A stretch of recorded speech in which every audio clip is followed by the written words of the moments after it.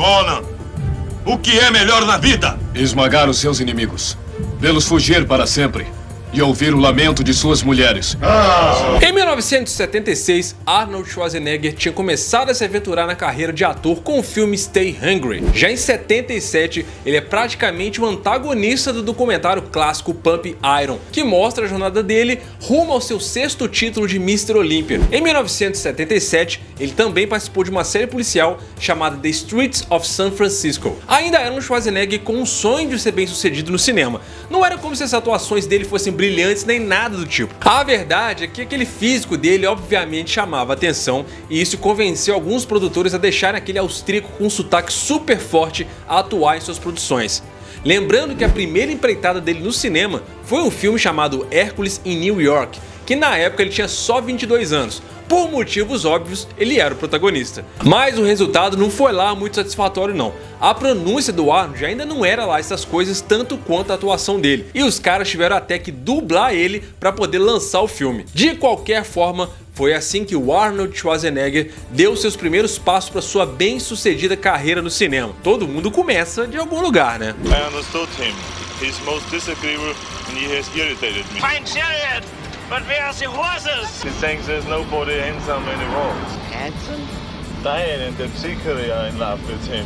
Mas foi graças principalmente a essas produções dos anos 70 que Hollywood começou a perceber que aquele austríaco existia. Na entrada dos anos 80, um outro cara cheio de músculos também estava fazendo muito sucesso e de certa forma isso ajudou a abrir portas para o Arnold. Rocky apareceu em 1976 já ganhando o Oscar e num piscar de olhos o Sylvester Stallone virou uma celebridade. Em 1978, enquanto ele estava trabalhando em A Taberna do Inferno, o Arnold sabia que precisava ter contato de produtores independentes porque os estúdios estavam entupidos de projetos, mas eles não sabiam onde enfiar um cara daquele tamanho. Foi então que um cara chamado Ed Pressman, que justamente estava trabalhando com o Sly na Taberna do Inferno, procurou o Arnold com o projeto dos sonhos dele. Ele queria fazer um filme sobre um guerreiro bárbaro dos quadrinhos dos anos 30. Esse guerreiro se chamava Conan.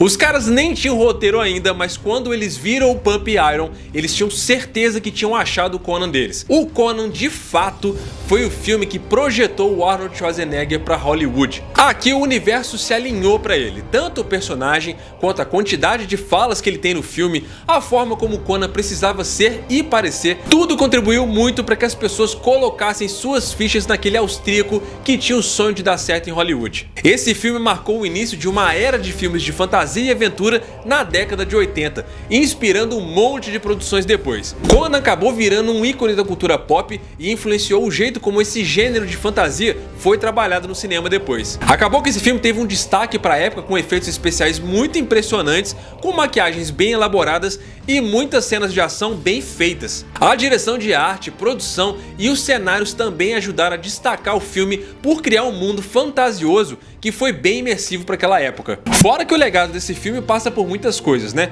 Alguns dizem que até o nascimento do He-Man. Conan é um clássico cult e é a porta de entrada pro Arnold em Hollywood que realmente contou. E é um filme que definiu muita coisa pra gente dentro desse gênero. Vamos falar hoje nesse detonado Conan o Bárbaro de 1982.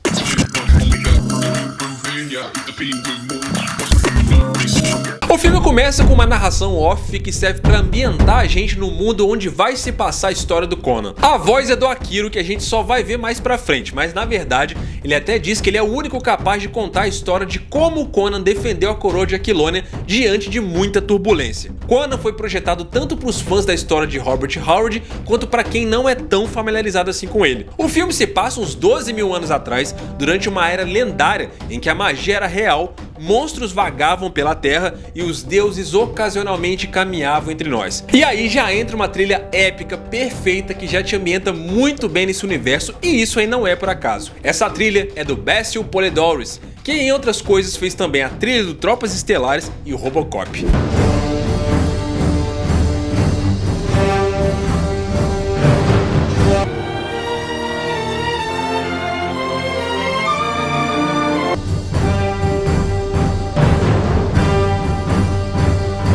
Aí gente tem o jovem cimério Conan recebendo uma lição do seu pai, explicando pra ele quem é o deus Kron. Esse diálogo é bom pra já deixar entendido de onde vem a essência do Conan, quais são as suas bases filosóficas e no que ele acredita. Um tempo depois, a galera do Thulsa Doom invade a aldeia onde o Conan e a família dele moram, e os caras espalham o caos por lá. Destroem tudo, matam gente e ele não pode fazer nada além de olhar porque ele é só um moleque. As pessoas do vilarejo, inclusive o pai do Conan, tentam resistir, mas o exército do Thulsa Doom é muito mais forte e vai atropelando tudo pela frente. Essa invasão aqui é muito bem feita, inclusive. As cenas de ação são bem dirigidas, as coreografias são boas e a trilha épica fica tocando no talo o tempo todo, o que ajuda você a ficar imerso na tensão de ter o vilarejo invadido. Se a gente levar em consideração que é 1982, tinha tudo pra ser muito galhofa isso aqui, mas mesmo assistindo hoje, ainda é muito bom o impacto. No meio dessa confusão, um dos soldados fala que é pra poupar só as crianças, e aí uns Rottweilers de armadura colocam o olho no pai do Conan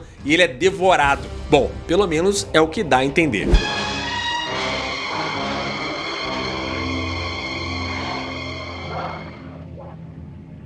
O vilarejo é tomado e restam só as crianças, o Conan e a mãe dele. E os caras, meio que sem saber o que fazer, deixam isso pro Thulsa Doom, interpretado pelo nosso querido James Earl Jones, que fez a voz do Darth Vader, e que aparece aqui pela primeira vez em tela com um corte de cabelo horrível até pra época. E assim, uma coisa pra quem tem muito tempo que não assiste esse filme é que o ritmo dele é bem mais lento. Esse prólogo aqui é bem extenso e é uma mudança com relação à obra original que expandiu a origem do Conan pra infância dele. Eu assisti esse filme uns 10 anos atrás uma vez e na época eu fiquei muito chocado de como ele é lento e essa sensação permanece até hoje. Não é nada que estraga a sua experiência pro filme, mas pra quem tá acostumado com os filmes mais frenéticos de hoje, você vai perceber que já nessa cena aqui, até o Thulsa Doom decidir o que ele vai fazer, nossa, mas você fica encarando o James Earl Jones mó tempão.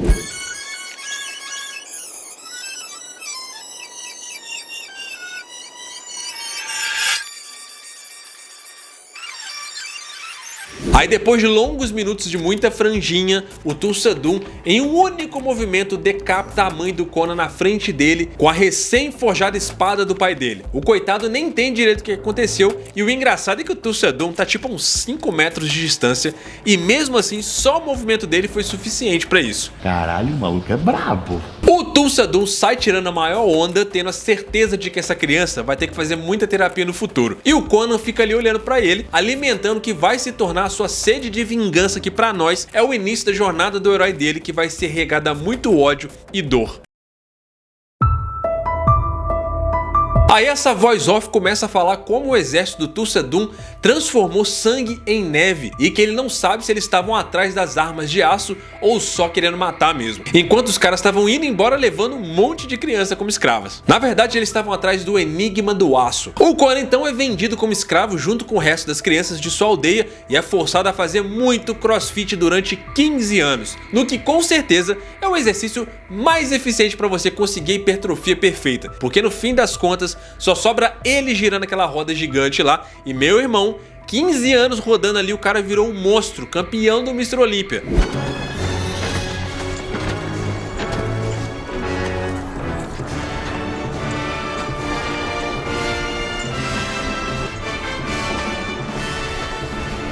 As outras crianças morreram e o Conan, ficando monstrão como ficou, eventualmente foi vendido e acabou virando um gladiador. O Conan fica caindo na mão com um monte de cara e dando muitos grunhidos enquanto tá lutando.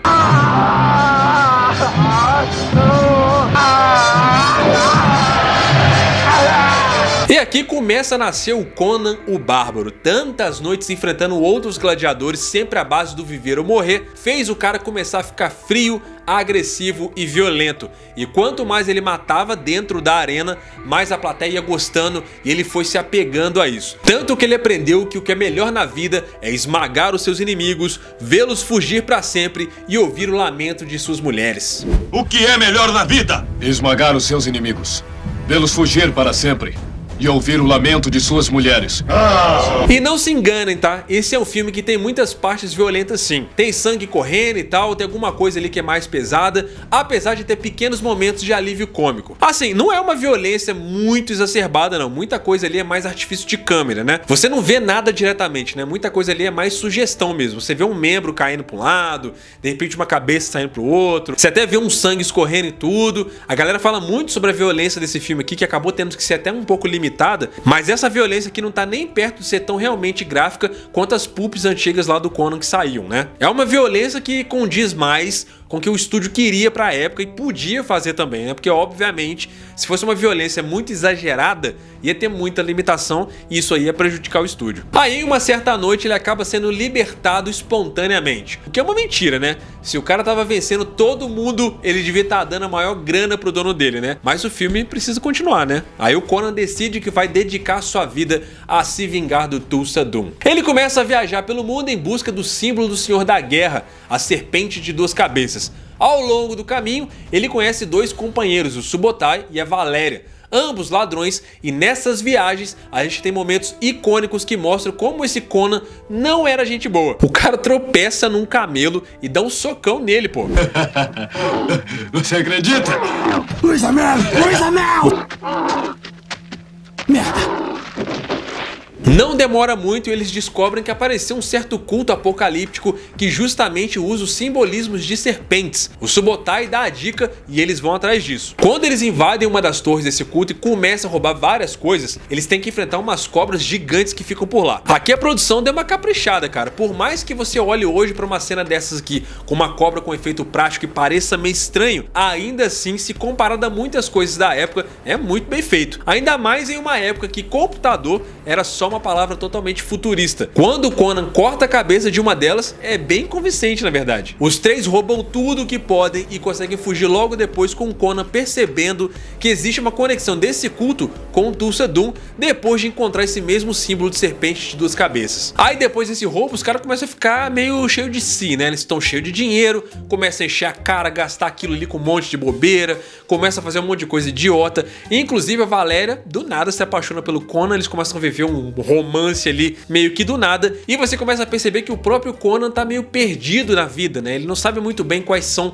as diretrizes dele. Aí, assim como em qualquer aventura de RPG, eles tomam o maior sermão do rei Osric sobre como Thulsa Doom tem sido uma dor de cabeça nos reinos, e mesmo eles tendo conseguido desafiar uma dessas torres dos caras, a única coisa que eles fizeram foi roubar. Aí os três recebem uma oferta de uma fortuna gigante do rei para recuperar sua filha que tá nesse culto da serpente. E aqui tem um detalhe interessante, né? O rei Osric começa a dar um discurso ali pro Conan, que na verdade é um grande desenvolvimento filosófico, né? Ele começa a falar sobre como você ter muita grana, sobre como você ter poder, ser rei e tudo. No fim das contas acaba te tornando meio preso a isso tudo também. Na verdade ele tá falando ali que todo esse poder, toda essa riqueza, nada disso faz muito sentido quando você não tem com quem compartilhar, né? Ele até dá o exemplo ali de que no fim das contas o que vale mesmo é o seu filho ao seu lado, no futuro ele vai saber disso e tal. Mas assim, é um desempenho de texto muito legal, assim, uma cena que enriquece muito a ideia do universo, do personagem, o peso pro próprio filme, né? Mas tem um dos defeitos desse filme aqui, que ao mesmo tempo também é uma qualidade, que é o próprio Schwarzenegger, né? Esse personagem, cara, ele foi feito realmente pro Arnold, porque ele não fala muito, ele não tem muita expressão, até porque o Conan é um bárbaro, né? Ele é um cara bruto e tudo mais. Só que assim, o Conan também é um cara bem intelectual nos quadrinhos antigos, né? Um cara que filosofa e tal. Mas eu acho que a produção sabia que o Arnold Schwarzenegger não tinha tanto poder assim de atuação pra entrar numa pira dessa de um diálogo filosófico e tal. E aí nessa cena é muito engraçado, porque o rei Osric tá ali desenvolvendo total a filosofia da parada e mandando ali pra eles a real, sabe? Dando um puta conselho pra eles. E cara, as caras que o Arnold Schwarzenegger faz nesse momento aqui é muito engraçado, porque é de total inexpressão, sabe? Ele não consegue acompanhar o peso daquele texto que tá sendo dito pra ele ali, né? É uma cara totalmente vazia. O Conan tá totalmente vendido naquele diálogo, como se ele realmente fosse só um cara fortão tapado. Que é uma pena, porque o Conan não é isso, né? O Conan, ele é um cara mais inteligente, tal, estratégico. Mas eu entendo entendo que, assim, a produção sabia que o Arnold não tinha muito poder de atuação naquele momento ali, então eles muitas vezes provavelmente decidiram preferir manter ele calado, só ali observando mesmo, do que arriscar de botar ele pra falar e não sair tão legal assim, né? Como realmente em alguns momentos desse filme aqui, ele tenta interagir, ele tenta falar, mas toda vez que ele tenta falar sai mais grunhido do que necessariamente uma coisa com sentimento, com emoção e tal. Então a decisão de manter ele mais calado, né, de ser mais monossilábico e tal, foi boa porque manteve essa essência do bárbaro, né? Já olhou pra alguém e pensou, o que passa na cabeça dela? Então eles optaram por um lado do Conan e ficaram com ele até o final do filme, assim. Mas, assim, a riqueza desse texto aqui é realmente muito boa. Chegará um momento, ladrão, quando as pedras cessarem de brilhar, quando o ouro perder o seu valor, quando a sala do trono se tornar uma prisão, tudo que restará será o amor de um pai por seu filho. Aí o Conan, não satisfeito com a busca pela riqueza só, acaba abandonando seus companheiros para perseguir o Thulsa-Doom. O Conan finalmente acha o quartel-general do culto, um lugar chamado Montanha do Poder, com a ajuda do Akiro, que a gente descobre que é quem tá narrando a história. Disfarçado como um padre, Conan se infiltra numa cerimônia na montanha, mas não demora e ele acaba sendo descoberto. Ele é pego e espancado pelo Hexor e o Thorgrim, e então ele foi levado direto pro Thulsa-Doom. Apesar de muitos anos terem se passado, o Thulsa-Doom não envelheceu nada desde aquele ataque na vila do Conan. Já a filosofia dele mudou. Ele diz pro Conan que a destruição da vila foi parte da busca dele pelo enigma do aço, que ele antes achava ser a chave pro poder. Só mais tarde ele percebeu que a carne é mais poderosa. Desde essa epifania, ele ganhou muito mais poder controlando as pessoas através do culto dele. E esse discurso aqui, cara, é muito bom. E esse daqui é um dos outros grandes trunfos desse filme, né? O James Earl Jones, cara, entrega demais nesse papel aqui. Ele é um puta ator, né? Além de ter uma impostação de voz impressionante, né? Obi-Wan never told you what happened to your father. I am your father.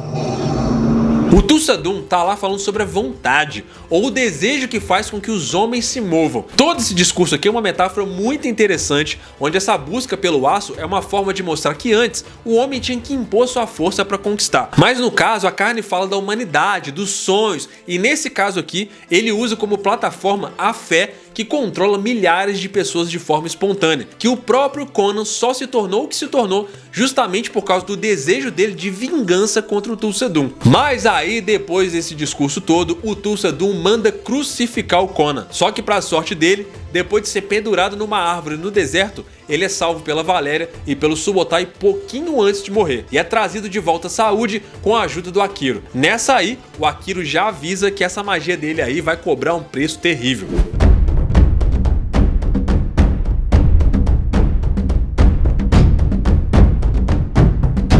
Eles então voltam para a Montanha do Poder para resgatar a filha do rei Osric. Lá eles veem que os membros são canibais e estão prontos para jantar uma sopa de gente que foi descartada. O Thulsa-Doom finalmente revela o segredo do poder dele e da longevidade. Ele não é humano, mas sim um dos descendentes semideuses do deus Set. Isso é revelado porque ele se transforma em uma cobra gigante. O Conan e sua galera conseguem dispersar o harém dessa torre, capturam de volta a filha do rei Osric e matam muitos dos guardas do Thulsa-Doom. Cara, enquanto tudo isso tá rolando, a trilha do filme tá no talo e qualquer coisa, mesmo que fosse ruim, ia ficar bom. Não tem jeito, a trilha desse filme é espetacular.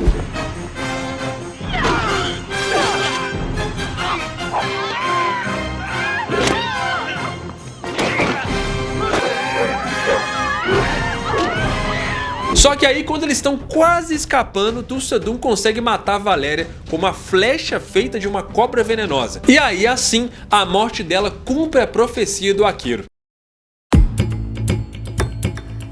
Aí o Thulsa-Doom lidera pessoalmente uma expedição para recuperar a filha do rei, vestindo outra vez aquela armadura de aço que ele tinha abandonado há muito tempo. O Conan reza pro Kron porque o pau vai quebrar e eles são só 3 contra uma galera, né? Junto com o Subotai e o Akiro, eles conseguem evitar o ataque dos capangas do Thulsa-Doom. Eles fazem vários planos, criam várias armadilhas e pouco a pouco o Conan vai derrubando um por um os caras que faziam parte dessa vingança. Assim, né? Essa parada ia ser meio impossível e tal, tem muito jogo de câmera aqui que você fica assim, pô, mas esse personagem tava aqui, tá lá agora, tem um negócio meio estranho aqui, tem umas coisas que não, sabe, não convencem muito bem, mas ok, a gente entende que o herói tem que vencer no final.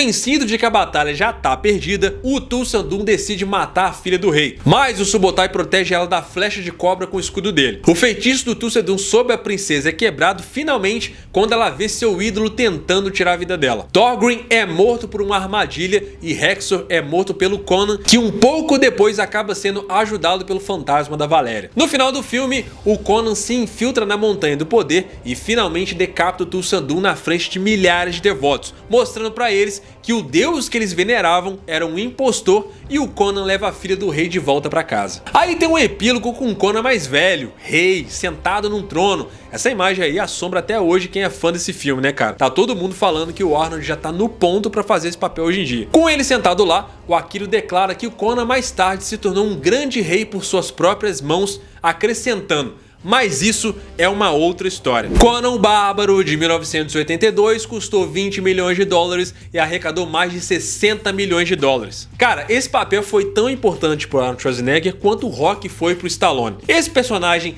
era exatamente o que ele precisava naquela época. Não era um personagem que exigia muito dele em termos de atuação, tinha poucas falas, e não por causa de uma limitação dele, mas porque o personagem era mesmo assim. Faz muito sentido ele ser todo truculento e de poucas palavras, mas mesmo assim as cenas de ação onde o Arnold tem que cavalgar, usar espada e até alguns momentos em que ele se esforça ali para entregar mais emoção, foi um personagem que fez ele conseguir passar o melhor dele naquele momento e atingiu o principal objetivo dele, que era entrar pra Hollywood de vez. Esse filme foi um sucesso, mesmo os críticos não gostando da atuação do Arnold e reclamando muito da violência. Conan é um dos poucos filmes desse gênero dentro dessa pegada mística e medieval que realmente deram certo. O jeito como eles constroem a história do Conan é muito boa. O enredo não corre, é mais lento mesmo, mas não é nada que atrapalhe. Isso estabelece a base para um personagem que é mais profundo do que a camada de músculos do Arnold Schwarzenegger, com muitas possibilidades de histórias boas, mesmo que ninguém tenha feito isso até hoje, né? O Arnold Schwarzenegger só interpretou o Conan depois disso mais uma vez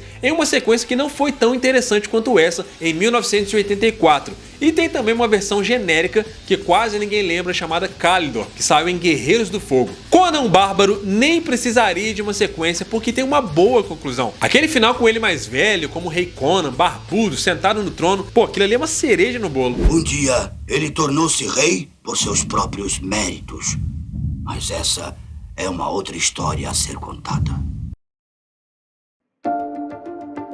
Na época em que o Arnold recebeu a proposta para fazer o Conan, ele nunca nem tinha ouvido falar desse personagem, mas ele acabou descobrindo que o Conan era amado por vários jovens. Desde os anos 60 já estavam rolando os revivals dele, com a publicação de alguns livros de bolso, e a Marvel também tinha se interessado por ele na época. Para ele, isso significava que esse filme ia ter uma grande quantidade de fãs já preparados para consumir o material se Conan um dia fosse parar no cinema. O que o Ed Pressman tinha em mente não era só um filme, mas sim uma franquia de Conan estilo James Bond, com um novo filme a cada 2 anos. Para que o Arnold topasse fechar o contrato com essa condição, ele não poderia aceitar nenhum outro papel no mesmo estilo e tinha que estar comprometido com as continuações. Quando o Arnold Schwarzenegger viu as capas do Conan, ele topou na hora. Em 1977, eles acertaram que ele ia ser o protagonista de Conan o Bárbaro, e mais 3 sequências também. Caso essas 4 sequências fossem produzidas, ele ia receber uma bagatela de 250 mil dólares pelo primeiro filme, 1 milhão pelo segundo,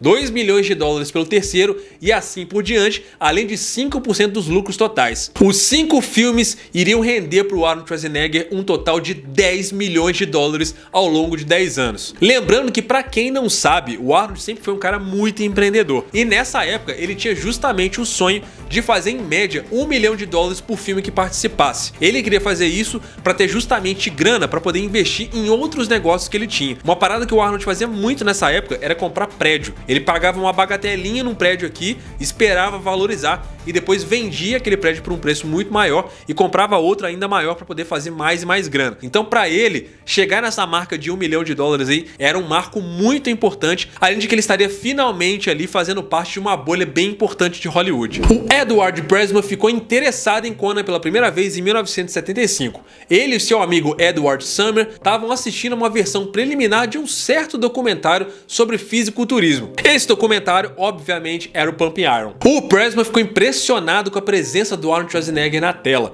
Ele começou a pensar em voz alta sobre a possibilidade de fazer um filme centrado no incrível físico dele naquela época. O Summer, então, deu a ideia de uma adaptação das histórias do Conan, de Robert Howard. O roteiro foi feito por Oliver Stone. Ele encarou o filme como o primeiro de umas 12 histórias planejadas, imaginando o Arnold Schwarzenegger voltando a cada 1 ou 2 anos para poder fazer mais e mais filmes. O primeiro rascunho foi meio que baseado em 2 histórias do Conan de Howard, A Witch Shall Be Born e Black Colossus. Naquela época, ele estava super interessado em genética e clonagem. Então, mantendo essa loucura, ele encheu a história com exércitos de mutantes e criaturas geneticamente modificadas, imaginando um universo selvagem de Conan como uma terra futurística devastada por um incêndio nuclear. Essa narrativa tinha uma pegada de delírio, provavelmente aumentada pelo uso pesado de drogas que o Stone usava naquela época. Quando o Pressman viu o que ele estava fazendo, ele descreveu o roteiro como um inferno na Terra. Só que esse roteiro teria custado muita grana para os caras, cerca de 40 milhões de dólares, grana que os estúdios estavam relutantes em investir. O Ed Pressman teve dificuldades para encontrar um diretor.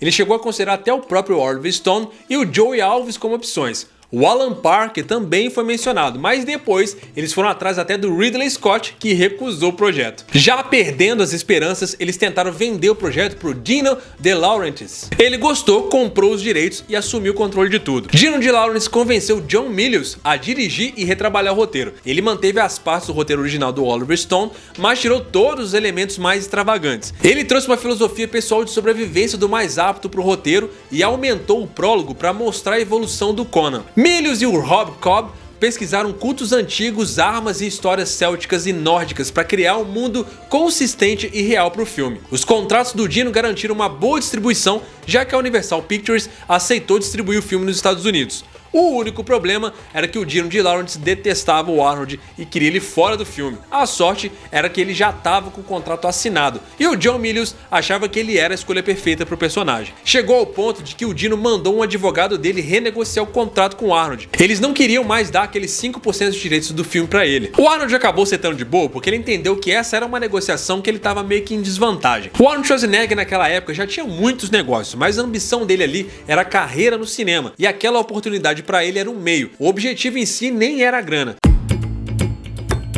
O John Milius fez ele começar a assistir vários filmes que ele considerava importantes para a preparação para o Conan. Ele deu para ele o clássico de 1954, Os Sete Samurais. O Milius também fez ele prestar atenção no manejo das espadas, porque o Kenjutsu fazia parte dos estilos de luta que ele estava incluindo no universo do Conan. O roteiro pediu uma grande variedade de armas e armaduras de diferentes períodos históricos. Para quem não sabe, o John Milius é um cara que tem assim, uma cabeça de pesquisador muito grande. Ele é um cara que ele tem muita paixão por história, naturalmente. Ele leu muita coisa e sabia muita coisa de cabeça, principalmente sobre a Segunda Guerra Mundial. Então muita coisa que tá nesse filme aqui é referência que inclusive tava na cabeça dele. Inclusive, tem muitas coisas aí que foram incluídas em filmes que foram graças a ele, né? Frases clássicas como "eu adoro o cheiro de napalm pela manhã porque me lembra a vitória", veio justamente dele. A frase clássica do Conan, que saiu dele sentado na mesa, também veio dele. Então muito desse DNA do Milius está espalhado ao longo do filme. Ele começou a enviar vários especialistas para treinar o Arnold. Mestres de artes marciais,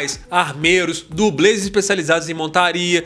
Durante 3 meses, ele teve 2 horas de aula de espada por dia. A espada medieval europeia é gigante e tem uma lâmina dupla, projetada para dar golpes bem fortes. Ele teve que aprender quais partes do corpo eram vulneráveis aos ataques e como manejar a espada do jeito certo. Depois ele teve um instrutor de Kenjutsu e alguns treinos com especialistas em um estilo de combate que combinava golpes e luta livre. Um dublê ensinou ele sobre técnicas de escalada, quedas e como cair e rolar o corpo. O treinamento era tão intenso quanto se preparar para uma competição de fisiculturismo. E ele se dedicou totalmente a essa parada. Até então, a carreira do Arnold estava meio sem rumo, mas com essa oportunidade aí, ele sentiu que estava no caminho certo para o sucesso. Pro elenco, o Arnold Schwarzenegger foi o único já escolhido antes do John Milius entrar no projeto. Ele até perdeu um pouco dos músculos dele para conseguir fazer o Conan, começando a nadar e a correr. Na verdade, o John Milius foi bem corajoso justamente por ter escolhido um elenco bem pouco convencional, como o Arnold Schwarzenegger, o Gary e a Sandler. A maioria dos diretores teria optado por atores mais conhecidos e depois reescrito o roteiro em volta deles. Mas o John Milius escalou muitos novatos porque as aparências e personalidades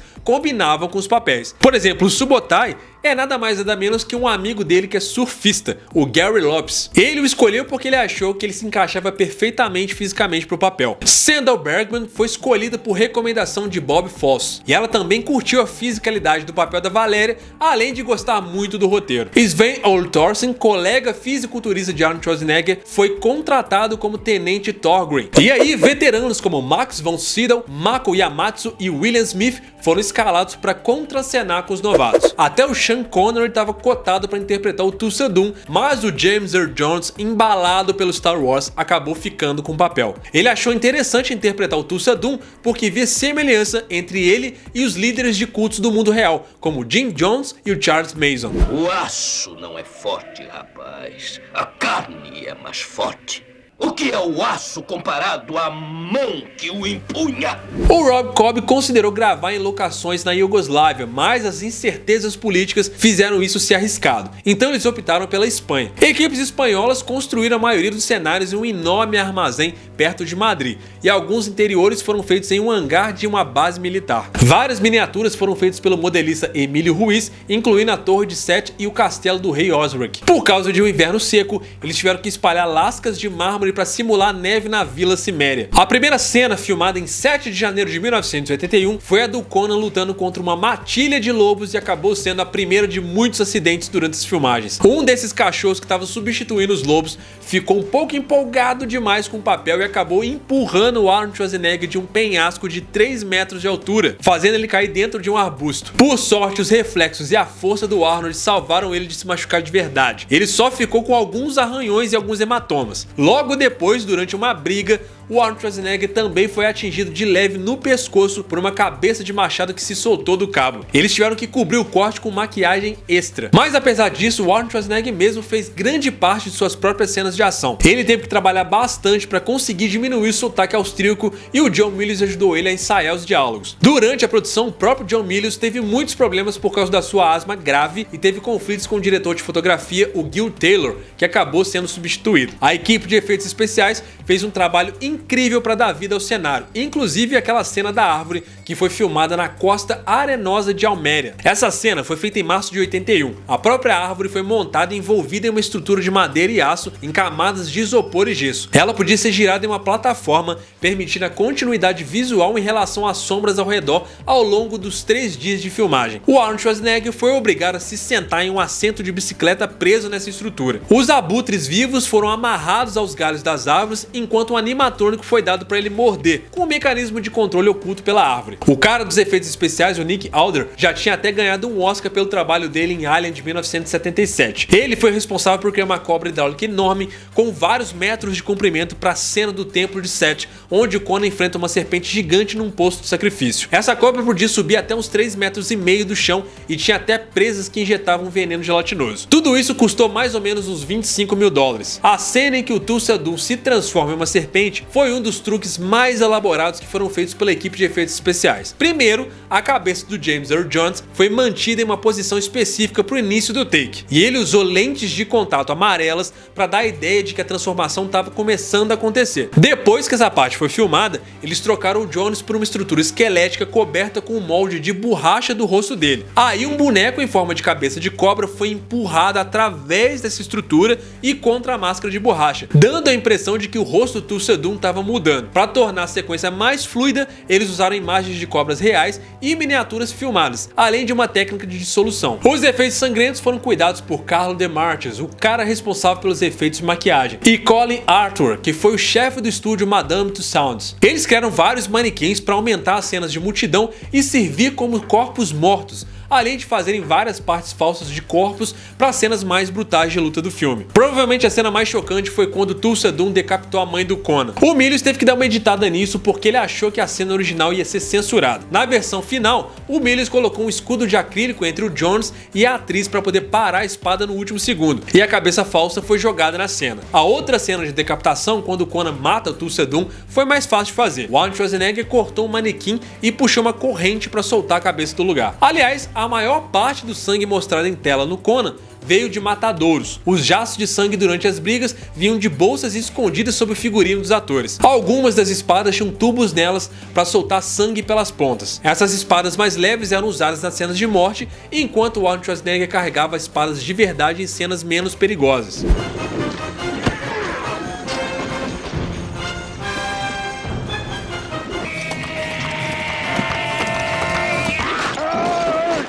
O John Milius chamou seu antigo amigo Basil Polidorus para criar a trilha sonora de Conan o Bárbaro. Antes mesmo das filmagens, eles planejaram um tom emocional da música usando os storyboards como guia. O Polidorus compôs mais ou menos 2 horas de música, inspirado na ideia do John Milius de que seria como uma espécie de ópera. E embora ele tenha se sentido meio intimidado porque recebeu muitas referências de grandes compositores como Wagner e Stravinsky, ele encontrou sua própria ideia, criando temas épicos para o Conan como The Riddle of the Steel e Anvil of Kron. Para a cena do ataque do Thulsa Doom à vila do Conan, o Polidorus usou coros em latim para expressar a crueldade do Thulsa Doom. A trilha sonora final se tornou uma das mais elogiadas do cinema, impulsionando a carreira de Polidorus e estabelecendo um padrão para trilhas sonoras de filmes de fantasia épica. E para falar a verdade, boa parte do que funciona nesse filme é muito valorizado pela excelente trilha sonora. Nas vésperas de lançar o filme, a produção recebeu a notícia de que teria que cortar um pouco da violência explícita. Isso deixou o Arnold Schwarzenegger irritado. Segundo ele, tinham ótimas cenas de luta com sangue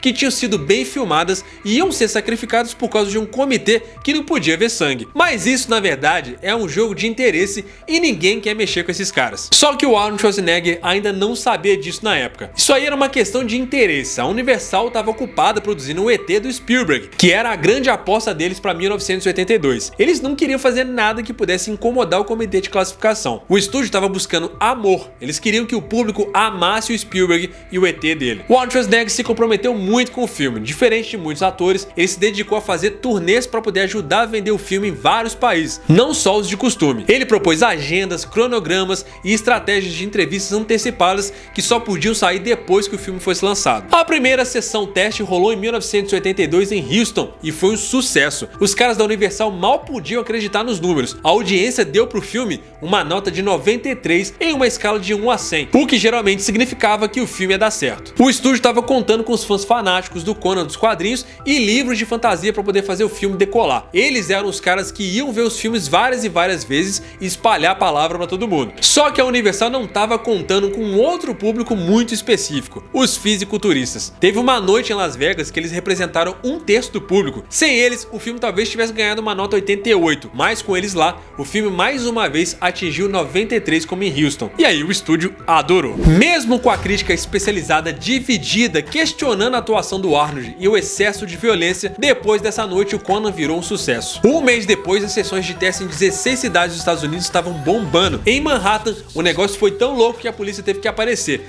Teve gente que literalmente estava brigando para entrar. Em Washington, a fila era gigante e rodavam vários quarteirões. Em Los Angeles, eles tiveram que fazer 3 sessões seguidas em vez de uma só, como eles tinham planejado. Tinha gente esperando mais de 8 horas na fila para ver o filme. Os elogios da imprensa especializada depois dessas sessões mudaram um pouco e isso ajudou a garantir que o filme fosse exibido em centenas de cinemas. Quando o Conan estreou de verdade, em 14 de maio de 1982, foi o primeiro grande sucesso daquele ano, que ainda é considerado o melhor ano da história do cinema. Naquela mesma época tiveram outros filmes excelentes: Mad Max 2, Rock 3, Jornada nas Estrelas 2, A Ira de Khan, Blade Runner, Poltergeist, Tron e, claro, o ET do Steven Spielberg. Conan o Bárbaro conseguiu um lugar especial no meio de todos esses grandes filmes. Anos depois, esse filme foi elogiado por levar a sério a própria fonte de inspiração, que na verdade, visto todos os filmes do mesmo gênero e como eles foram feitos, foi muito bem feito. Os filmes de espada e magias eram na sua maioria meio bregas na época, até porque ninguém levava isso a sério como essa equipe que levou, principalmente o próprio Arnold Schwarzenegger. Efeitos práticos incríveis, ótima maquiagem, a arte cinematográfica ainda hoje por gênero é muito melhor do que o que se tem dentro dessa categoria. As pessoas também passaram a curtir o senso de humor do filme, as falas absurdas e marcantes, a energia e a diversão. Conan o bárbaro, sabe que é um filme sério, mas deixa de se levar tão a sério em alguns momentos e lembra que sua essência vem de revistas pulp. Esse filme acabou se tornando o rei desse subgênero de espadas e feitiçaria. Ele influenciou livros, quadrinhos e até ganhou um show animatrônico na Universal Studios. Ele também inspirou um monte de imitação de baixo custo, né? Tipo o Príncipe Guerreiro que vivia passando na Sessão da Tarde, vocês lembram disso? Tem também os vivos e os mortos lá, o Gore, que tentaram ter o mesmo sucesso nos anos 80. Mas o Conan foi um dos poucos desses filmes que levou uma grana boa, estreando em primeiro lugar nas bilheterias dos Estados Unidos com quase 10 milhões de dólares só no primeiro fim de semana e arrecadando mais de 100 milhões de dólares pelo mundo todo. Esse filme ajudou a expandir a criação do Robert Howard para além das revistas, aumentando a base de fãs. Mas a gente também não pode ignorar as sequências que vieram depois, né? Como a não tão boa Conan o Destruidor de 1984 e a versão sofrível de 2011 com Jason Momoa. E assim, né? Sempre rolam os boatos sobre o Arnold Schwarzenegger voltar para uma nova sequência chamada The Legend of Conan. E agora parece que esse projeto pode finalmente sair do papel. Vamos ver. E apesar da Mattel dizer que não, e ter inclusive ganho um processo sobre isso, o filme pode ter tido um papel indireto na criação do He-Man. A Mattel comprou no começo os direitos para criar os brinquedos do Conan, mas acabou abandonando a licença por causa da violência do filme. Mas a linha de brinquedos Masters of the Universe, que surgiu logo depois, é bem parecida com a criação do Robert Howard, que ficou muito conhecida na mão do John Milius. Muita gente ainda acha que o He-Man é só um soft Conan para crianças. Tem até um outro vídeo meu aqui no canal falando sobre a criação do He-Man, que acaba colidindo um pouquinho com essa história do Conan aí. Corre aí pra você dar uma olhada. Mas com certeza quem mais se beneficiou foi o Arnold Schwarzenegger. Esse filme finalmente projetou ele como ele queria. Mesmo antes de terminar as filmagens, o cara já estava abarrotado de propostas para outros papéis. Ele teve que inclusive renegociar o contrato dele, que amarrava ele por muitos anos. Inclusive um cara que colou nele nessa época aí, que queria muito conversar com ele, é um certo cara chamado James Cameron, que ofereceu para ele um papel em um filme de ação também com uma parada meio B, chamado O Exterminador do Futuro, que foi um outro grande papel icônico que ajudou mais ainda a projetar o Arnold Schwarzenegger para o cinema de Hollywood. Esse filme definitivamente foi a porta que colocou o Arnold dentro de Hollywood e fez ele se tornar o que ele é hoje, né? Não é como se a atuação dele, né, nesse filme fosse impressionante. Tem vários momentos aqui que deixa a desejar, não é uma atuação muito emocionante, não é nada incrível, mas porque o personagem pedia e para o que se propunha, fez muito bem para a carreira dele e com certeza projetou ele para ser esse grande colosso do cinema que é essa presença forte do Arnold, né? Não dá para negar que a pessoa Arnold Schwarzenegger tem uma presença muito forte, né? E isso aí com certeza, né? Por mais que o John Milius tenha feito todo um excelente trabalho, que o roteiro tenha sido reescrito de uma forma muito legal, por mais que a produção seja muito caprichada, muito talentosa, a presença em tela do Arnold Schwarzenegger foi um dos elementos que com certeza mais vendeu esse filme aqui, né? Por mais que a atuação dele não seja lá essas coisas, a presença de tela dele e o quanto ele se esforçou para poder fazer esse filme funcionar foi definitivamente os elementos cruciais que fizeram Conan dar certo de alguma forma. Depois disso, a maioria das pessoas deixou de ver ele como um grande ícone de um subnicho que é o fisiculturismo, né? E passaram a ver ele finalmente como um grande nome em Hollywood. E cara, essa parada aí dessa história sobre como ele se dedicou tanto para fazer o Conan mostra por que o Arnold Schwarzenegger fez tanto sucesso em tudo que ele fez na vida dele. A visão de negócio dele é impressionante, cara. Ele abriu mão lá daqueles 5% que seriam dele por contrato, justamente entendendo que o momento para ele era de projeção. O dinheiro nem importava tanto para ele quanto a necessidade dele de fazer sucesso em um filme que catapultasse ele para uma coisa bem maior e fizesse a carreira dele dar certo em Hollywood, que a longo prazo ia dar muito mais dinheiro para ele do que aqueles 5% que ele ganharia em um Conan. É claro que esses 5% hoje aí valem muito dinheiro, mas em comparação com o que ele fez a carreira dele inteira, valeu a pena demais ter aberto mão, né? Mas a visão de negócio e o tanto que ele investiu e se entregou aqui para fazer o Conan foi o que fez esse filme dar certo com certeza. Mas isso é uma curiosidade, eu espero que essa aqui esteja resolvida. E aí, cara, você viu essa violência, esse sangue todo na sessão da tarde, assim como eu quando eu era criança? Deixa aí nos comentários. Tamo juntão, muito obrigado aí pela sua audiência, até a próxima, valeu!